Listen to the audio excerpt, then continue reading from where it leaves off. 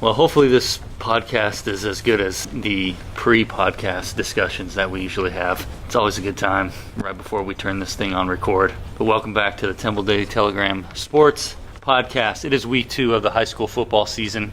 Also week 1 for UMHB. First week of the NFL season. So exciting times around. A lot of stuff going on. Yes, a lot of stuff. I'm Josh Weaver once again with Greg Willie, Daniel Zepeda, and Marcus Hood over there. Hi. There he is. He said hi this time, which is good. Yes, like I said, it's week 2. Saw some interesting things last week as the teams took the field for the first time, and we'll talk about that. We'll talk about the matchups coming up this week. Belton actually has its only Thursday night game, and they're going to play Round Rock, and the rest of the area will be in action on Friday. So we have Nuevo Leon out of Mexico is playing Temple this week. I will not, because it only says Nuevo Leon right here. I'll get to it. Yes. Coppers Cove is at Manor. Harker Heights is at Round Rock, Stony Point. Clean Ellison at Leander Vandegrift. Midlothian at Clean Shoemaker, Gatesville. At Robinson, Lago Vista at Lampasas. Salado at Academy. Jarrell at Florence. Rockdale at Caldwell. Lexington at Troy.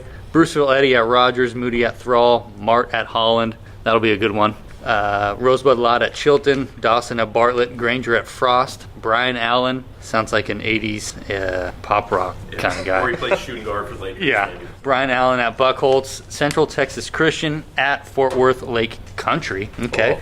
Brian St. Joseph at Holy Trinity, and Cameron Yo drawing the idle straw. An early bye.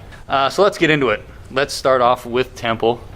Pretty impressive win last week. I know they had some hiccups early on, but they overcame those pretty quickly and got a big win to open up the season. And now they got a second straight home game. 2 plays in. So Whoops. Of course, the ball back. Probably the Johnston scrimmage. 55-yard a lot. Johnston Friday sent home. So. Right. And now there's game film to look over and assess and nitpick and all that stuff going into the second week. Just like read about it in the with this. Sure. Oh, here we go. Universidad Autónoma de Los Tigres. Judges? Monterrey, Mexico. I'll allow it. All right.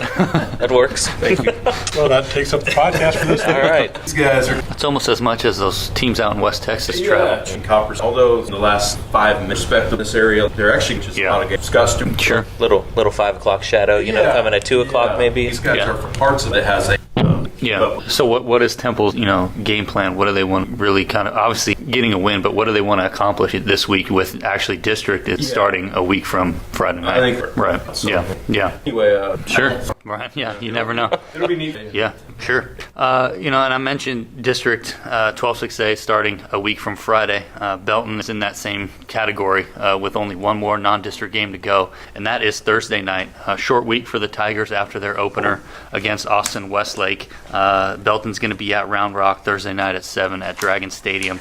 But getting back to to Belton's opener, 38-17 loss to Westlake, which is now number 3 or number 4. I can't remember. They're still but in the AP poll, Belton coach Sam Skidmore, and he's actually, I think he's actually kind of right. The 38-17 scoreline, 3 touchdown loss looks worse than it actually was for those who were watching the game and for Belton and specifically. I mean, they had a 10-7 lead in the second quarter before a quick 17-point swing for the Chaparrals, which gave them a 24-10 halftime lead, and it was kind of downhill from there. But Belton looked pretty good going up against a really stout opponent. They're going to want to get some more offense going, especially on the ground. I think in all, Belton only had 228 yards, and they never really got that running game going with 3 guys who are fully capable. The defense had its moments as well, forced 2 turnovers, but Belton, as Temple did early in the game, Belton didn't take advantage of its opportunities throughout the game when they were presented to him, and Westlake did, being a perennial state title contender. But this week, looking at Belton's matchup against Round Rock, this is the 3rd straight year these 2 teams have played in the regular season. Belton has won the previous 2, 41-34 a couple years ago, and then 38-14 against kind of what was considered a rebuilding Round Rock team. Jeff Cheatham has those guys probably on the upswing this year. They beat Harker Heights pretty handily last week, and they got a couple guys on defense and a couple guys on offense who are going to make plays. Skidmore was talking about Round Rock's quarterback, Ryan O'Keefe. He looks like he runs the ball a little more proficiently than he does pass it, but he had 112 yards rushing last week, as did their running back, Marquise Brown. And then defensively, they got a couple of guys who made some plays last week against the Knights. But I'm looking for Belton to kind of, fix those mistakes that they had last week, get a few more things going on offense, and playing a whole lot better week 2 against the Dragons. Yeah, go ahead. And I know Round Rock. Sure. Yeah. The Dragons. Yeah. And I just think, this is a good matchup for both Belton and Round Rock. I think they'll get a lot out of And also, for sure. Yeah. 37. Yeah. That's going to be Right. the only week, Right. So fans might keep us Round Rock strong as their high staff. Yeah. Well, and speaking of just 12-6A in general, Temple, Coppers Cove, and Waco were the only 3 teams in that 19 district to win. And there were some pretty lopsided results. For the rest of those schools, Ellison lost 48-7. Shoemaker actually played pretty tough at San Angelo Central. They lost 19-7. But we have Midway had a stout opponent in Euless Trinity, lost 37-7. But it was kind of a rough opening week for 12-6A, so it'll be interesting, to see how those teams kind of rebound in week 2. And Sure. those three Yeah. And Waco only beat University by 7. Yeah. It's been a while, and now with Jarvis Diamond don't have those, so now he's got that. Wow. And it's still a long way from actually straight line. Point out, they're not trying to. No, you wouldn't think so. trying That's to not. That's not a record you want to go down to the record book. Yeah. Well, we have a whole bunch of other games to talk about upcoming this week, but I guess let's look back a little bit more on week 1. We got some numbers, some stats, which are always fun. We do. To kind of dissect, and Daniel's got a few of those for us before we talk about some of these other exciting games. I know we got our math legends hard at work, throughout these weeks. But so we'll start off with the leading rushers from week 1. Rylan Turner out of Central Texas. He led the area in yards with 188. He had 3 touchdowns as well. Troy's Zach Herbachik. Sure. Eventually, I'm going to get that on the first try, so just hang with me, Troy people. He had 184 yards in week 1 with a pair of touchdowns. And an impressive win for Troy over Salado. Yeah, no, I talked to Ronnie Porter today, and he said his effort throughout that game was just really something special, especially, since he's taken over that offense now as a sophomore, and he's really going to get the bulk of the workload there in the backfield. Shantez Simmons out of Coppers Cove, 132 yards rushing. Anthony Jackson out of Temple, 130 yards with a touchdown. Davian Bynum out of Cameron Yo, 110 yards with a touchdown. And then Joshua Minor out of Rogers, he had 90 yards rushing. So, some quality starts to the season for those guys. We'll move it on over to the passers, the quarterbacks in week 1. As Greg already talked about, Temple's Jared Wiley, he had a really strong start to the season, 242 yards passing, 4 touchdowns. Then Brandon Brashear over at Cameron Yo, he finished Braden. Yeah. What did I say? Brandon. You know what? He'll forgive you. We'll get it's the start of the season for us too. So at least for me, I'll get it. But he went 11 for 16 for 231 yards, 3 touchdowns there. Easton Simpson again out of Coppers Cove, 208 yards, 3 touchdowns. Zane Spinn for Holland, he got his first start at quarterback for the Hornets. He finished 7 for 11, 166 yards with a touchdown. And then Braden Davis again out of CTCS, 6 for 6. So those are pretty good ratio there. 131 yards, a pair of touchdowns. So some strong starts again for the area quarterbacks. Yeah, Brashear also will start, I believe. Yeah. Spin and Brashear, some solid. Good way to start out their time under center. And then as we wrap up, we'll head on over to the leading receivers from week 1. Anthony Brown out of Belton. He had 10 receptions, 62 yards. Quentin Lewis out of Coppers Cove, 6 receptions for 105 yards. And then, like we've talked about before, Quentin Johnston, he's going to be a name you'll probably hear for the rest of the season. Out of Temple, 5 receptions, 23 yards. So 5 catches, 4 touchdowns. That's not a bad way to start off the year. Setting the bar way too high on expectations. A little. We'll have to see how he maintains that throughout the year. Scores, And I mean, and Temple's just University dot. there you go. Yes. And then moving on, Jameel Rice out of Coppers Cove, 5 catches, 106 yards, pair of touchdowns. And then kind of wrapping up, Jalen McWilliams out of Academy, 5 receptions, 49 yards. Another couple of guys. Kadrian Hammond out of Cameron Yo, 4 catches, 127 yards, a pair of touchdowns. And then Brady Shelton out of Holland, 3 catches, 127 yards. I believe on Holland's first play of the season on offense, they threw it to Shelton and he took off for something like 80, 81 yards. So that's also a good way to get your stats up to start the year. So And a good segue, I think, one of the intriguing games perhaps in the area, at least in our coverage area this week. Holland is hosting number 2 Mart, the reigning 2A Division 1 state champions. big matchup. Holland, obviously, you were there against Moody. They rolled the Bearcats there and looked pretty convincing doing it. But Mart, whole different ball game, obviously. It's going to be a very different ball game than week 1. Moody had a new head coach with Jason Williams.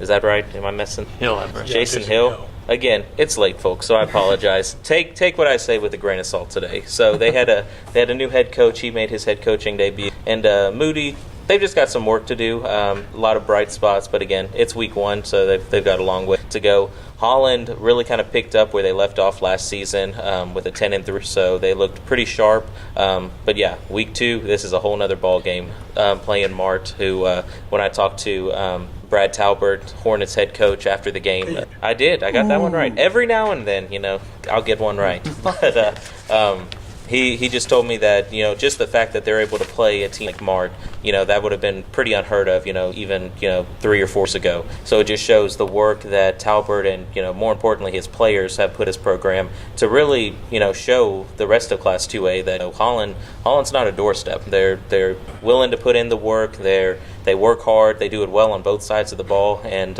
it'll be interesting to see how Mart matches up with. It's kind of the Holland face cannot be when you get an opportunity to play at school like that. Smart, you're going to take advantage of it. It'll be a good test for them. I don't know that any of us either necessarily nice for not. At least they'll kind of know what and how much. Programs that are kids, if nothing, Holland maybe but nobody they would Right. see. Yeah. Right. Anything else catch anybody's eye on the schedule? Troy Anything? Lexington? Yeah. We mentioned Troy having that that win last week against Salado. Doesn't this make Holland? Yeah. Instead of, Yeah. You get the good lower. Right. Yeah. Lexington, they advanced pretty deep last year, but how far was They went 13 and 1. Okay. Yeah. Yeah. Burton was a playoff. And you're gonna have to see Right. Well, I think they're capable. I mean, this is a matchup really of a couple of dynamic running backs. We've talked about Herbachik over on Troy's side. He had that big game, and they're expecting him to produce and really be the guy out of the backfield here. But then also for Lexington, they've got a running back, Jacoby Cooper, I believe. He rushed for over 3,000 yards last year, almost 40 touchdowns. 3,000. So I mean, this guy, he doesn't. Who sees his Trey on this? I don't know. Well, with Yeah. when your name has Kobe in it, I guess you just kind of You're you're just running up and down the unstoppable. field, like back and forth, Stop. But playing tag. had 3 touchdowns in their week 1 win already. So both sides you're getting back, and I think you're getting points up on the board in that. Troy's going to have to give it up. They're going to Yeah. have to chew up some clock. You're right. They're going to have to passing. He's kind of a back. Right now, he was like they're passing, first pass in the yards. Of course, it's so early. Troy's going to. Yeah. Yes. I thought Rogers had a nice showing last week. Daniel was at that game, Academy, Thursday night season opening game. Scoring double-digit Yeah, points against right. Academy. Was a big stepping stone for them for sure. And they're going up against Paletti Friday night. I feel like Rogers probably took a collective sigh for a little bit and then kind of went back to that was a good out there in Rogers for sure. On the other hand, Academy. Yeah. they're Well, playing another head coach there. they're Paul playing Williams. Salado, 2 teams obviously as possible this year, so that's kind of an intriguing matchup. No, John Dees Yeah. opener, Yeah, like shut him out. Academy's and stuff. I mean, Coach Hare, Alan Hare over at, I was talking to him during the fall camp, practice, and he was saying, it might take us 2 to get this thing Right. going again, because they replaced the quarterback and their top 3 And that offense running relies on backs, a lot of timing, handoffs yeah, and fakes exactly, and- yeah. So That's the thing after that. I talked to Hare after and said, I have 10 guys out there at a varsity. And, he was too upset loss. Every team wants to win every game. He knows it's a work in progress. I can think vastly. It'll take them, they've got it took them, you could tell even in that game, that those kids able to make it a closer mind of it. Salido's got to be an interesting. Rockdale's another team looking for that win, get Yeah. off to the season. Yeah, lost by 1 point. Looks like they have a few things to work out on offense as well. Yeah. Yeah. I think If you talk to Jeff Miller, he's not a big fan. I was talking to him the other day, and of the rankings. of the rankings, and he's Just- right. Yeah. hype is. Well, Jeff Miller, he flat out told me, to start off the year, he didn't feel like he's the number 5 in Class 3A. He feels like at this point they're pretty mediocre, but the plan is, like most of these teams, is to make as much improvements as you can before the start of district. That way you can be a top 5 quality program by the time district comes. But he's confident in his guys. He says they have a lot of just young guys, a lot of inexperience. They lost a ton last year, as we all know. So he's confident in his players, and he thinks by the time district starts, that they'll be just fine. Let's hope. We need an update. Maynard New Plan. Yeah. On the I think one of them game. I think they might be playing Lexington at Taylor like that. But yeah, they're on their home stadium. Game. Yeah, big neutral site for the home team. Yeah.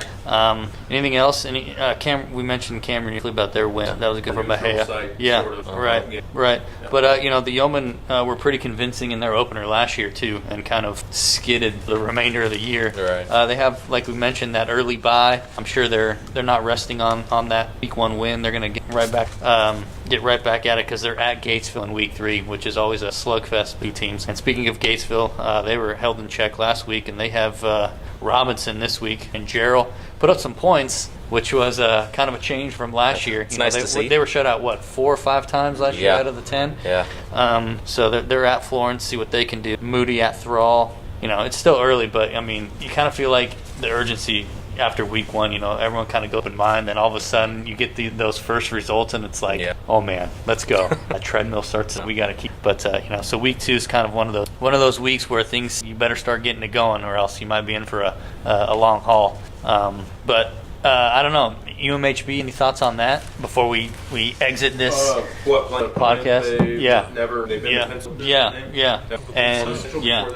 And without Fredenberg, right? Without their coach, They got some quarterback questions sorted out. We have settled last year even, and they still made it to the national title game. So Oh yeah. Does anybody get excited for NFL season? I mean, I don't. I think for your local teams, for the teams you're They can stay healthy. Yeah. That was quite a team last year for sure. Injuries. That's also Nice to fall off. Yep. You know what? As a long-suffering Texans fan, as long as Tom Brady's still with New England, I'll hold off on the expectation. All right. Well, we hope everyone enjoyed the latest installment, and we hope everyone enjoys their weekend full of football. We'll talk to you guys next week.